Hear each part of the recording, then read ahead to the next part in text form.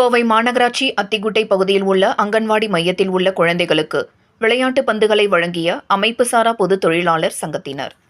கோவை மாநகராட்சி கிழக்கு மண்டலம் 7வது வார்டுக்கு உட்பட்ட அத்திக்குட்டை பகுதியில் அமைந்துள்ள அங்கன்வாடி குழந்தைகளுக்கு விளையாட்டு பந்துகள் வழங்கப்பட்டது.